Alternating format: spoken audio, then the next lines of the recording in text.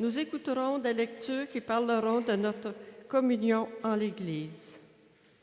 Nous sommes des pierres vivantes appuyées sur le Christ ressuscité pour former non pas un édifice statique, mais une communauté dans laquelle il y a de la place pour tout le monde. Je vous invite à vous lever pour commencer notre célébration avec notre pasteur, l'abbé Jean Hollins.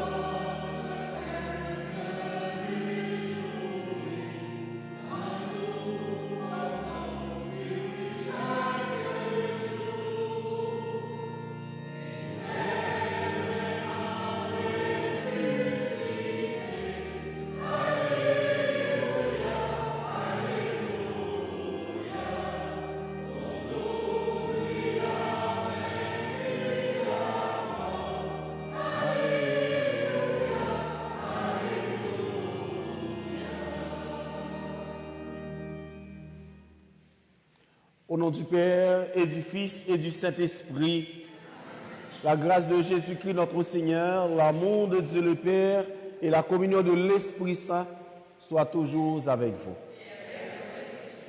Oui, pour nous, il a vaincu la mort. Alléluia, alléluia.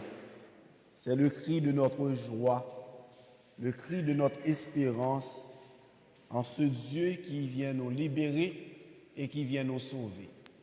En cette Eucharistie, nous prions les uns pour les autres et aux intentions de tous ceux et de toutes celles qui sont confiés à nos prières. Humblement, reconnaissons que nous avons péché, implorons le pardon et la miséricorde de notre Dieu.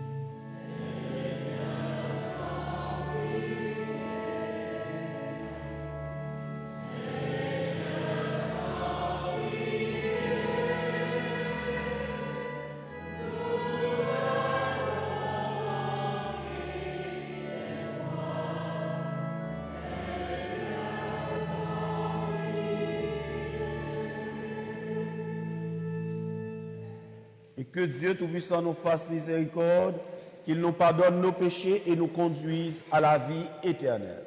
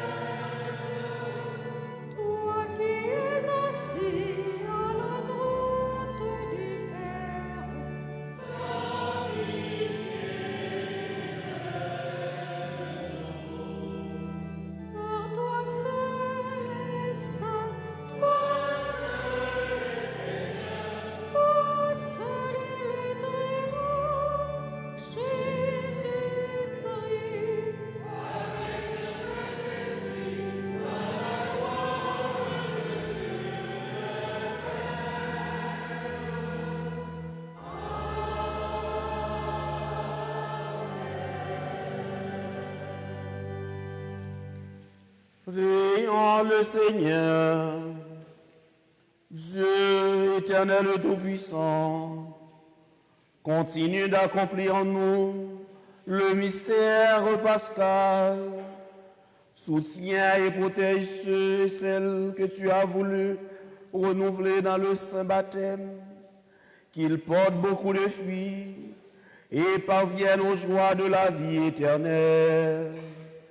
Par Jésus-Christ, ton Fils, notre Seigneur, qui vit et règne avec toi dans l'unité du Saint-Esprit, Dieu pour les siècles des siècles.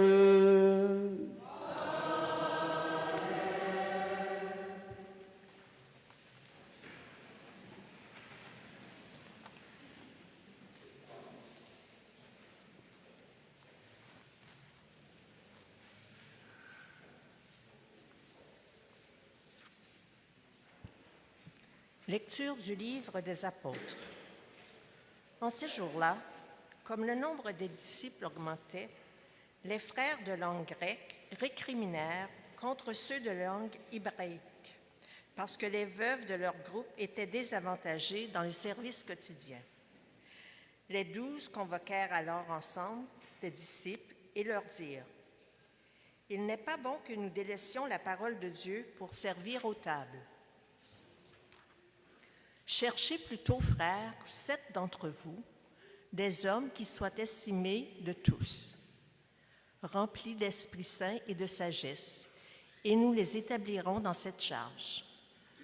En ce qui nous concerne, nous resterons assidus à la prière et au service de la parole. » Ces propos plurent à tout le monde et l'on choisit Étienne, homme rempli de foi et d'Esprit Saint, Philippe, Procore, Nicanor, Timon, Parménas et Nicolas, un converti au judaïsme originaire d'Antioche. On les présenta aux apôtres et après avoir prié, ils leur imposèrent les mains. La parole de Dieu était féconde, le nombre des disciples se multipliait fortement à Jérusalem et une grande foule des prêtres juifs parvenait à l'obéissance de la foi. Parole du Seigneur.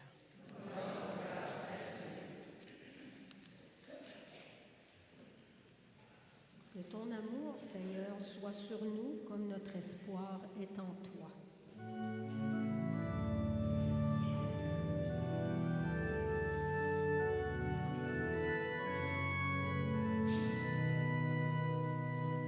Que ton amour, Seigneur, soit sur nous comme notre espoir est en toi.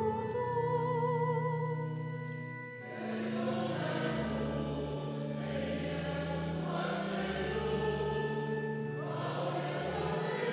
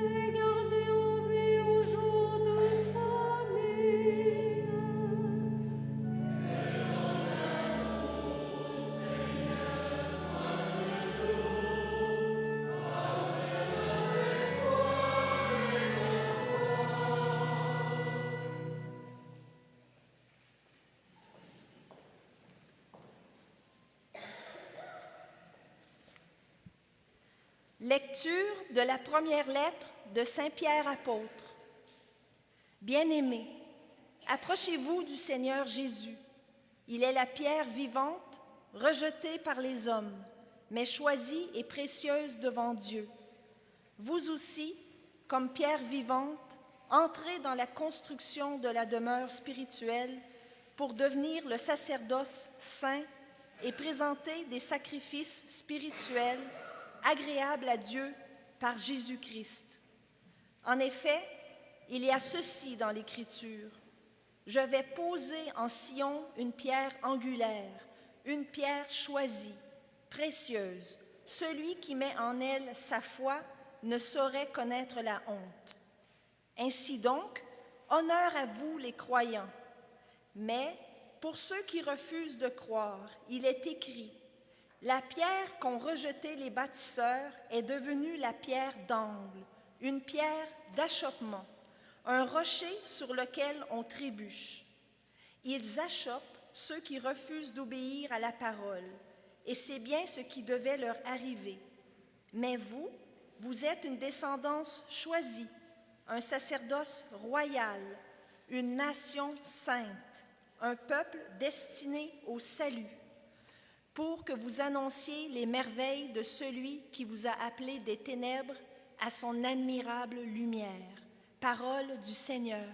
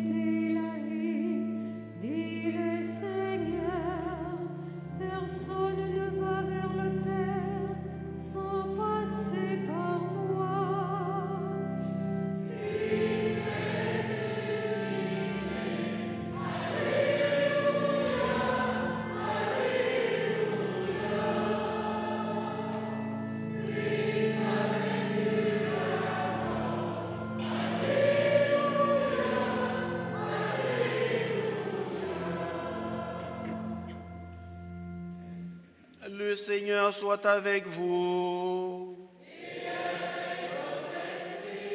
Évangile de Jésus-Christ selon saint Jean.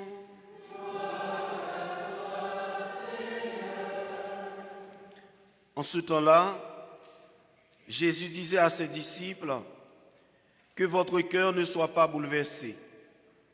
Vous croyez en Dieu, croyez aussi en moi. Dans la maison de mon Père, il y a de nombreuses demeures. Sinon, vous aurais-je dit: je pars vous préparer une place.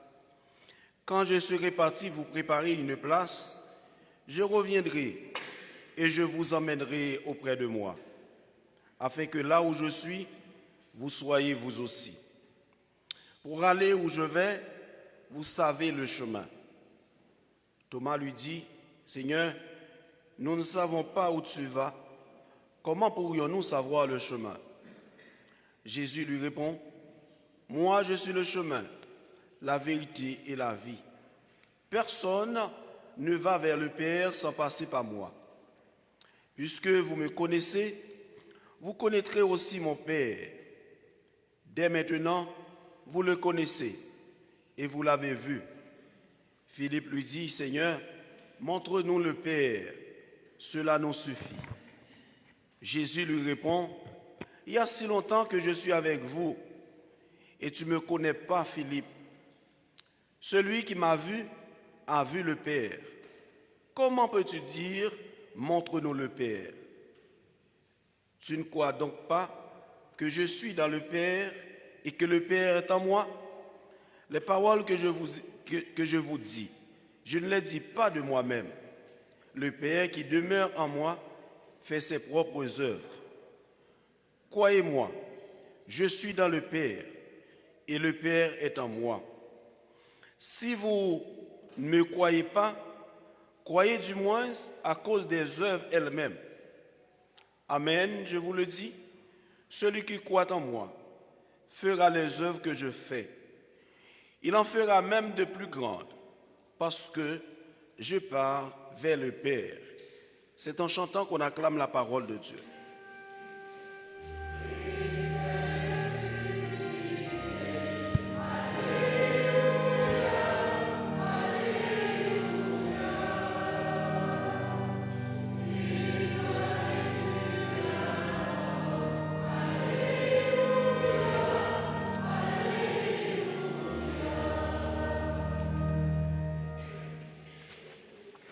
Asseyez-vous.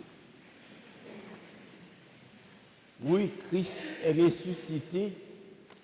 Alléluia, alléluia. Il a vaincu la mort. Alléluia, alléluia. Donc c'est le cri de notre joie en la résurrection de Jésus, notre Sauveur, celui qui vient donner sa vie pour nous donner la vie. Pas n'importe quelle vie, mais la vie en plénitude. La vie dans le royaume. La vie avec Dieu. Je suis fort certain que vous avez préparé votre liturgie aujourd'hui. Autrement dit, les textes que nous venons de lire, vous les avez lus, vous aussi peut-être à la maison, mais peut-être en écoutant nos lectrices ce matin. Tous ces textes nous révèlent notre identité chrétienne en ce 5e dimanche de Pâques. Mais particulièrement, il y a la deuxième lecture dont Paul nous révèle vraiment ce que nous sommes. Et j'ose même dire nous rappelle. Parce que chacun de nous, comme je l'ai dit hier à mon enseignement, à la messe de 16 heures, voilà ce qui fait, si vous voulez, l'importance de certaines conférences dans l'Église ou la retraite.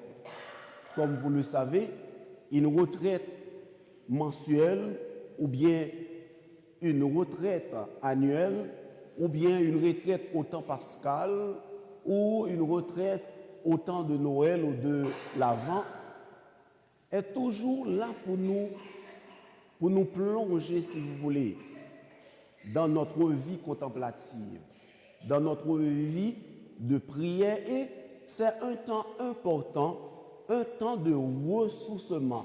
Moi, j'appelle toute retraite comme un temps du renouveau. Cela nous permet de faire, si vous voulez, une petite auto-évaluation de nous-mêmes. Probablement, après avoir vécu les 34 dimanches du temps ordinaire, c'est lourd. On a besoin d'un temps pour nous ressourcer, pour méditer, mais comment j'avais vécu ce temps-là? Ces 34 dimanches du temps, c'est long. Est-ce qu'il y a quelque chose à travers ce temps-là qui m'a édifié? Ou bien est-ce que la parole de Dieu m'édifie profondément? Et c'est exactement ce que Saint Paul veut nous faire découvrir ce matin. Après un temps d'auto-évaluation, parfois nous découvrons exactement ce que nous sommes vraiment. Notre identité chrétienne. Ce dont que nous avons été consacrés, nous avons été mis à part dès le jour de notre baptême. Et chacun ici, nous nous rappelons, peut-être nos parents donc se rappellent ce temps-là, quand le prêtre prononce ce mot. Eh bien, nous allons baptiser votre enfant comme nous venons de proclamer notre foi.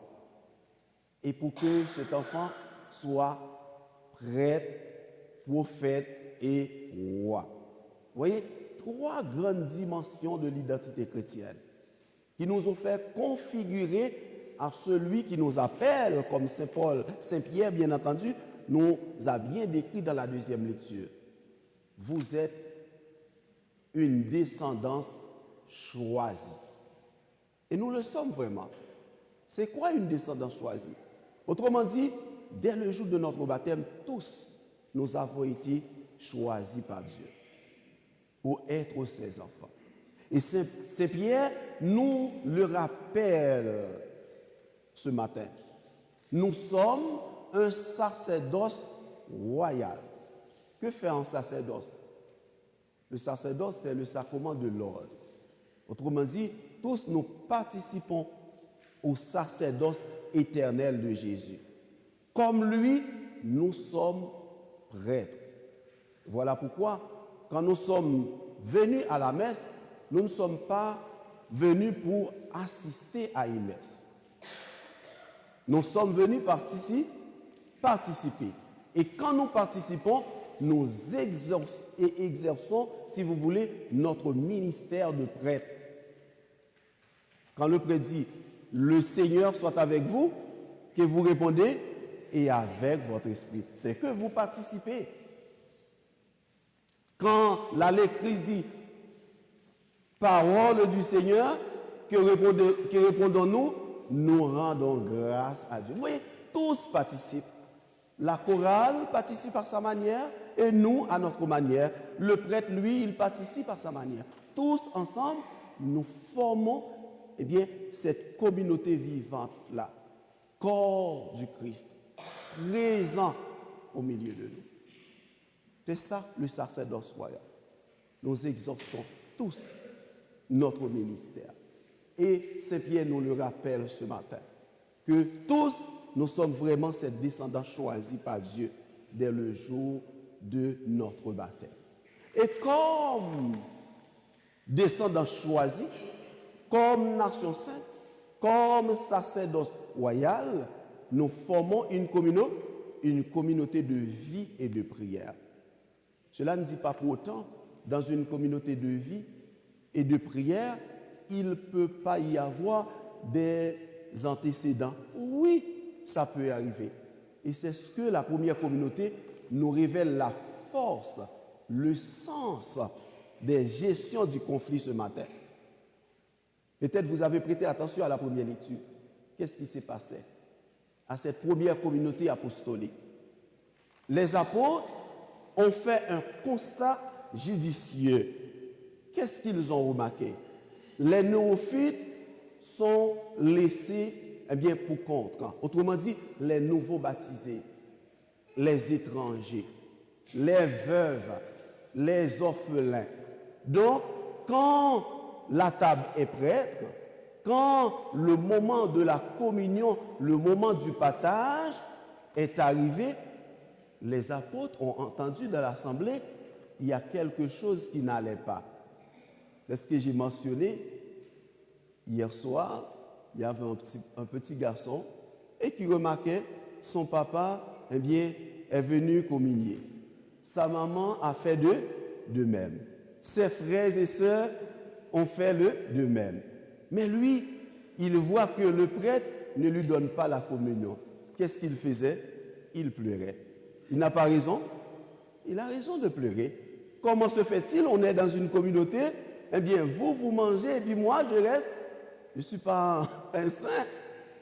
Il se fait remarquer dans l'assemblée en pleurant. Il révèle, vous voyez, ce qu'il est. On demande à la sacristaine de lui apporter le pain des petits-enfants. Et quand il a reçu le pain, il se tait.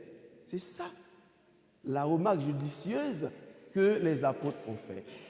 Maintenant, pour pallier à ce problème, pour résoudre ce conflit, il fallait décider. Ils se réunissent et ils décident de choisir parmi eux 7 hommes nourris de l'esprit. Et ces 7 hommes, qu'est-ce qu'ils vont faire désormais? Les apôtres vont laisser la question du repas à leur responsabilité, puisqu'ils sont diacres, diaconaux, autrement dit, ils sont consacrés pour servir tous ceux et celles qui fréquentent cette communauté. Et eux, comme ministres de la parole, ils vont continuer leur mission à travers la catéchèse, autrement dit l'éducation de la foi, la proclamation de la parole de Dieu ou le kérigme, l'enseignement de la foi de l'Église apostolique. Et c'est ce que j'ai dit hier. Dans une communauté, il faut que tous se sentent accueillis. Il faut que quelqu'un qui vient ici, en partant, qu'il parte en joie. Autrement dit, qu'il parte joyeux. Il faut qu'il soit bien accueilli. Vous savez, la force de sourire que vous donnez à quelqu'un en entrant ici, il va se sentir aimé et apprécié et il va avoir le goût de revenir prier. C'est ça la communauté. La communauté est faite pour accueillir, pour se fraterniser, pour vivre dans la communion et le partage, où chacun se sent chez lui, où chacun se sent ami, où chacun se sent être membre de cette communauté de vie. Pas un étranger, mais un frère, une sœur à aimer. Et ça peut contaminer toute notre communauté, ce sourire-là. De même aussi, un regard dédain peut provoquer la frustration. Et Jésus nous appelle en ce dimanche, à avoir des mots de réconfort pour chacun et chacune de nous ici présents, pour nos frères, pour nos familles. Il a fait un constat lui aussi. Il savait qu'il allait laisser ses disciples. Regardez les mots qu'il a employés. Des mots pour les réconforter. Des mots pour susciter en eux l'espérance. Vous croyez en Dieu, croyez aussi en moi. Et il l'a rassuré. Je pars vers mon Père qui est votre Père. Et il ne part pas sans raison. Il va faire quelque chose. Qu'est-ce qu'il va faire? Il va nous préparer une place. C'est ce qu'il dit dans l'Évangile. Afin que là où il est, nous aussi, nous y serons. Demandons à Dieu en cette Eucharistie la grâce comme la première communauté chrétienne de vivre dans l'amour, dans la fraternité et dans le partage.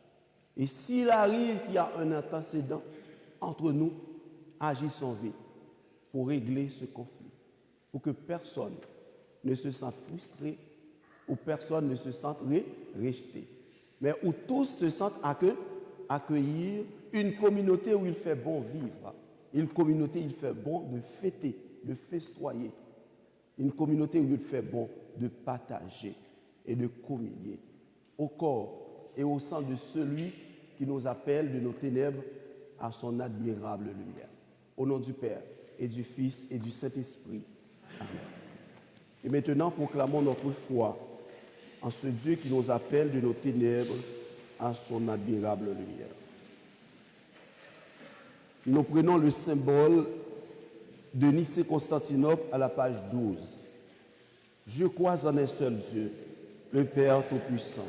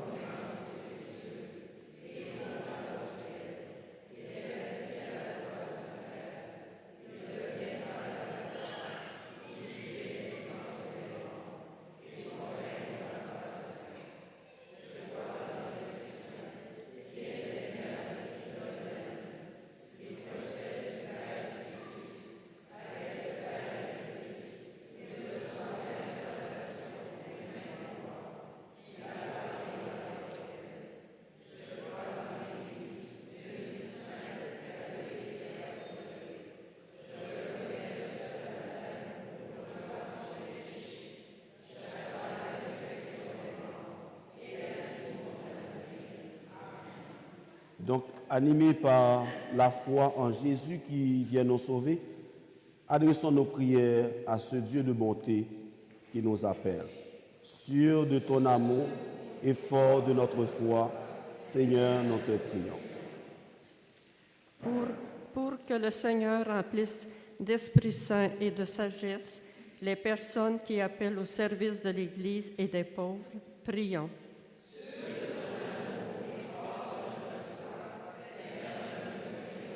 Pour qu'il donne de la force intérieure à tous ceux et celles qui sont persécutés, tant de pierres vivantes rejetées par les autres, mais précieuses à ses yeux, prions.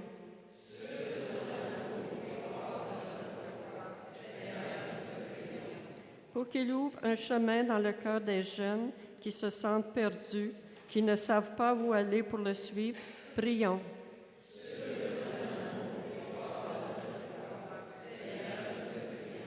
Pour qu'il réconforte les gens bouleversés à l'approche de la mort ainsi que leurs familles, prions.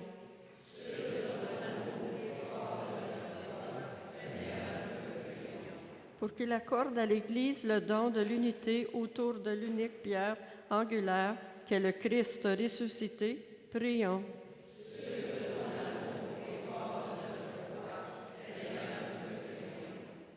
Par Jésus-Christ, ton Fils, notre Seigneur. Amen.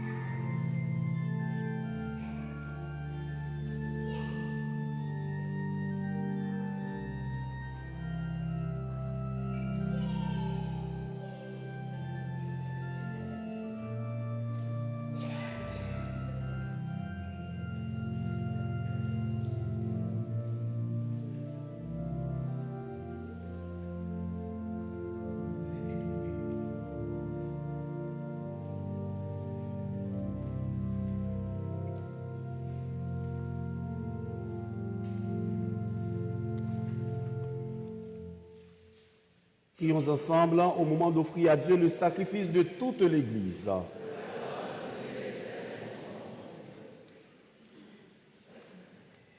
Seigneur notre Dieu, dans l'admirable échange du sacrifice eucharistique, tu fais participer à ton unique et souveraine divinité.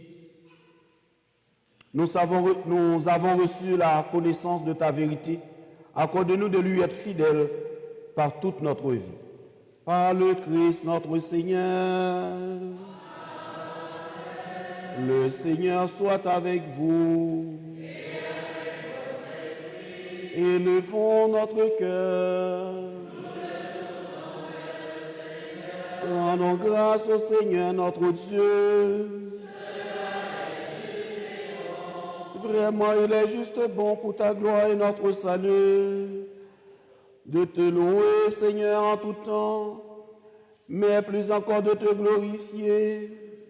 En ces jours, le Christ, notre Pâque, a été immolé. Il ne cesse pas de s'offrir pour nous et demeure éternellement notre défenseur auprès de toi. Immolé, il a vaincu la mort. Mis à mort, il est vivant pour toujours. Il sait pourquoi la joie pascale rayonne par tout l'univers. La terre entière exulte, les puissances d'en haut et les anges dans le ciel chantent sans fin l'hymne de ta gloire.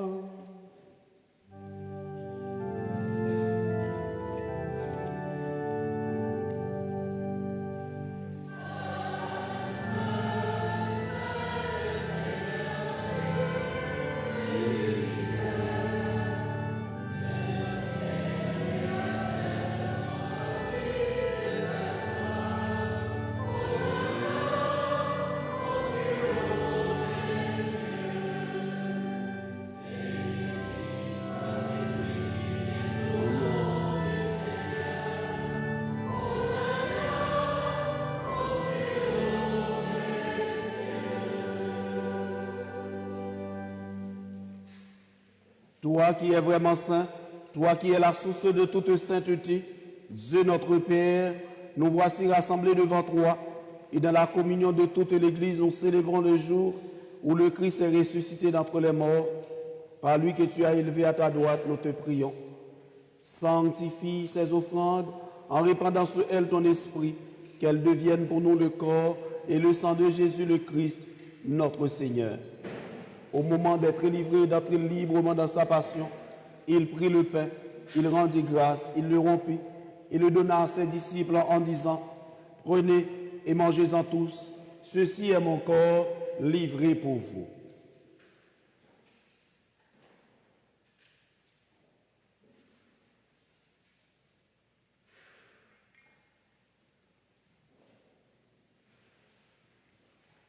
De même, après le repas, il prit la coupe.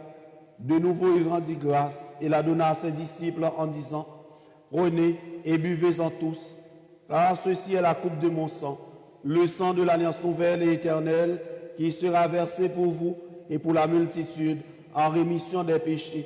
Vous ferez cela en mémoire de moi. »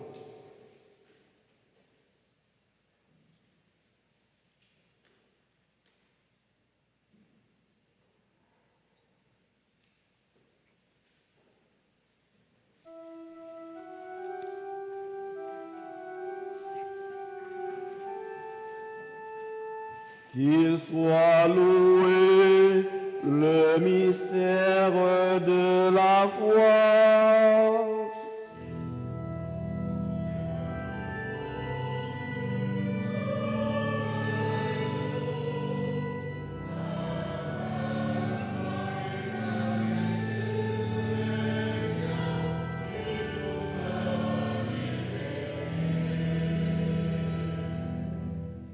En faisant ainsi mémoire de la mort et de la résurrection de ton Fils, nous t'offrons, Seigneur, le pain de la vie et la coupe du salut, et nous te rendons grâce car tu nous as estimés dignes de nous tenir devant toi pour te servir.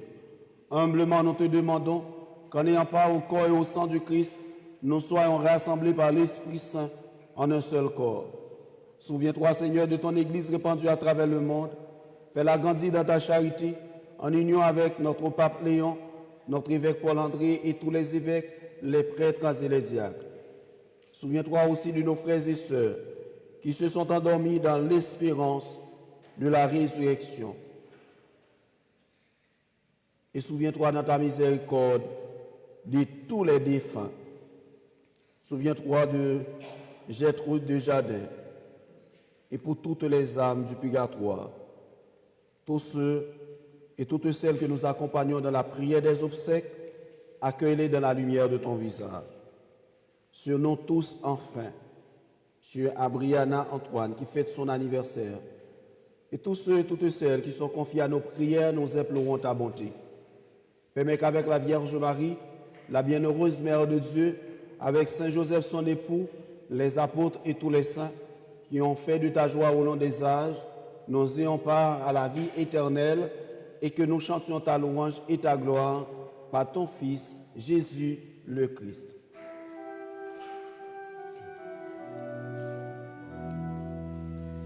Par lui, avec lui, en lui, à toi, Dieu le Père Tout-Puissant, dans l'unité du Saint-Esprit, tout honneur et toute gloire, pour les siècles des siècles.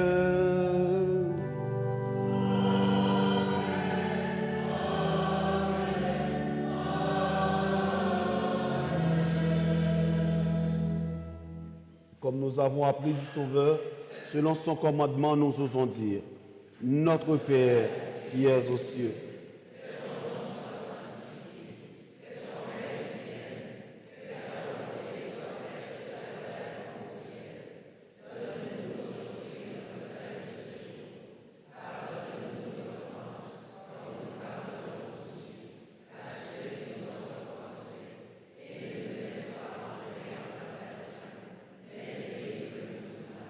délivre-nous de tout mal, Seigneur, et donne la paix à notre temps.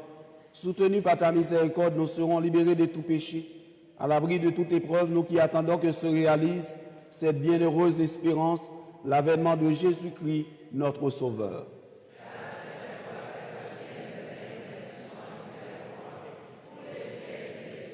Seigneur Jésus-Christ, tu as dit à tes apôtres, je vous laisse la paix, je vous donne ma paix.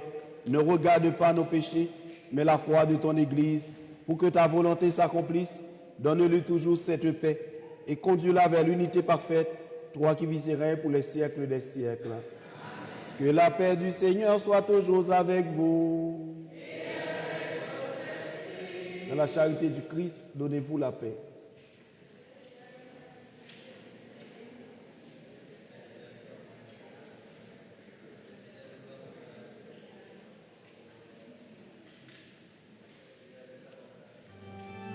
Oui.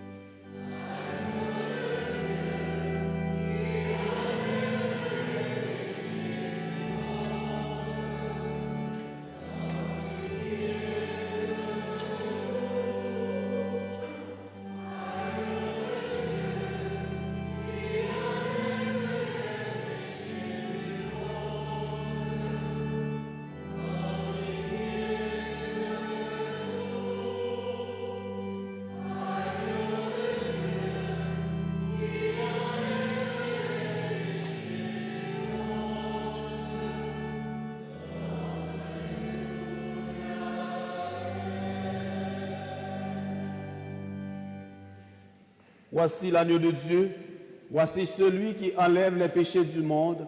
Heureuses et heureux les invités au repas des noces de l'agneau.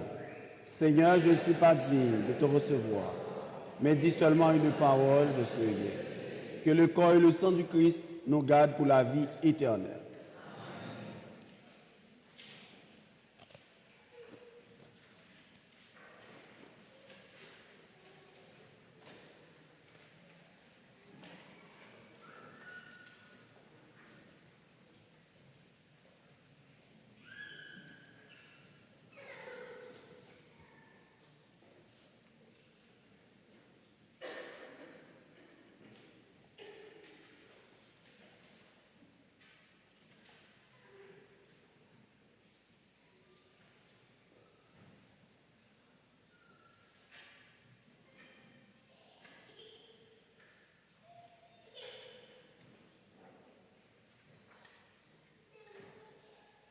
Que Dieu Tout-Puissant, source de toute grâce et de toute bénédiction, vous bénisse, vous qui allez porter la communion à vos frères et sœurs, par Jésus le Christ notre Seigneur.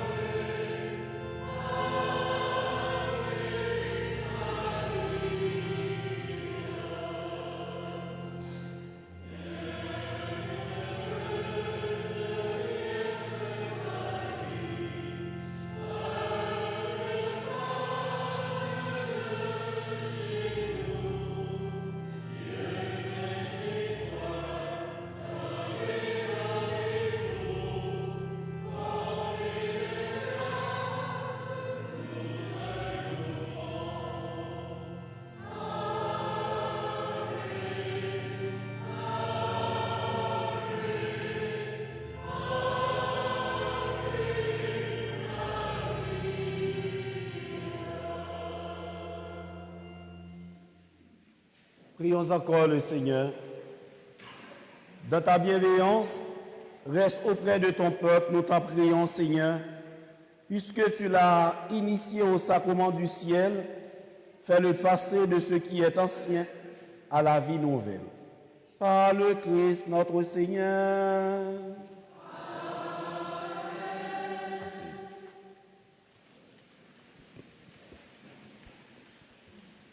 Eh bien, gloire soit à notre Seigneur Jésus-Christ. Les annonces au prône, le 2 et 3 mai. Souper CESAG. Ceux qui se demandent c'est quoi CESAG, c'est le Centre de la sécurité alimentaire de Gatineau. C'est eux qui s'occupent de distribuer des denrées à ceux qui sont dans le besoin. Donc, le samedi 16 mai 2026, un souper spaghetti sera servi à 17h30 au sous-sol de notre église.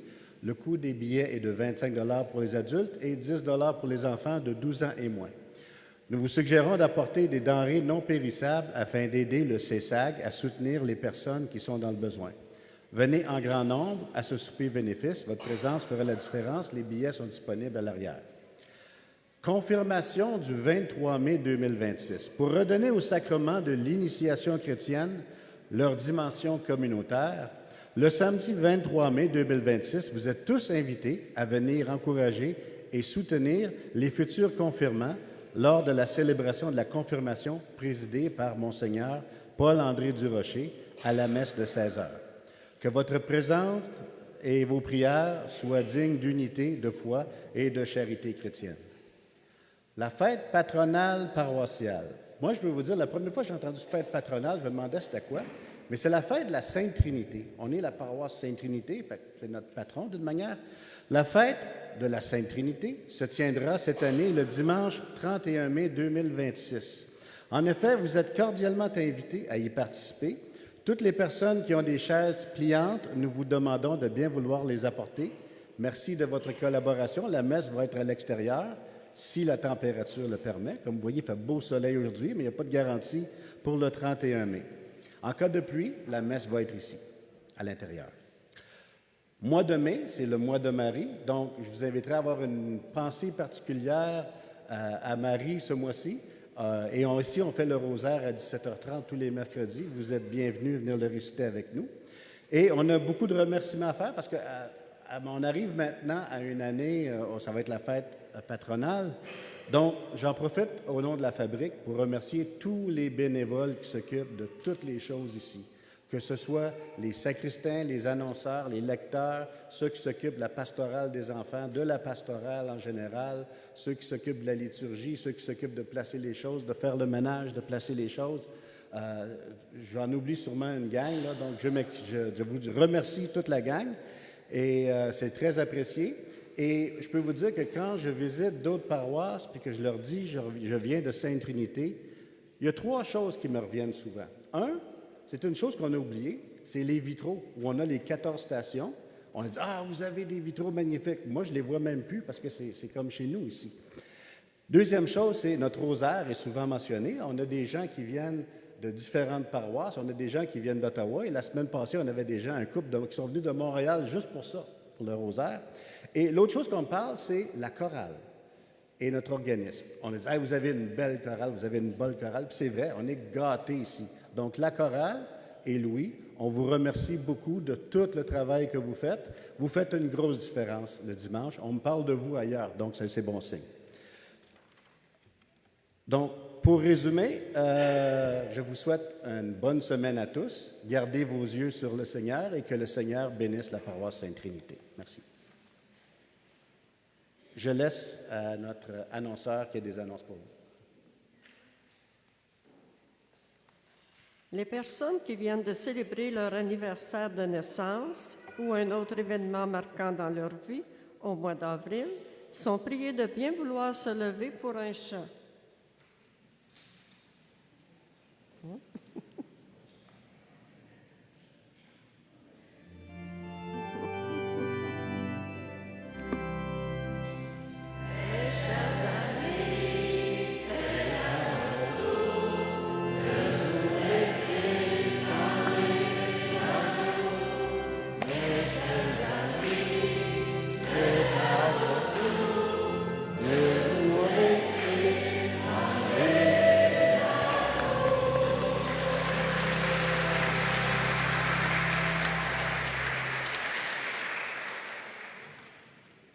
On se met debout pour la bénédiction solennelle.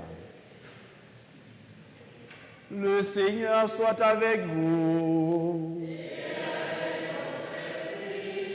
En ressuscitant son Fils unique, Dieu vous a accordé le bienfait de la rédemption. Il a fait de vous ses enfants, qu'il vous donne la joie de sa bénédiction. Du Rédempteur vous avez reçu d'être libre à jamais, qu'il vous accorde aussi d'avoir part à l'héritage éternel. Par la foi au Christ dans le baptême, vous êtes déjà ressuscités. Par la droiture de votre vie présente, puissiez-vous mériter de lui être unis dans la patrie du ciel. Et que la bénédiction de Dieu Tout-Puissant, le Père, le Fils et le Saint-Esprit descendent sur vous et y demeurent toujours. Allez dans la paix du Christ. Bon dimanche et bonne semaine à vous tous et à vous toutes.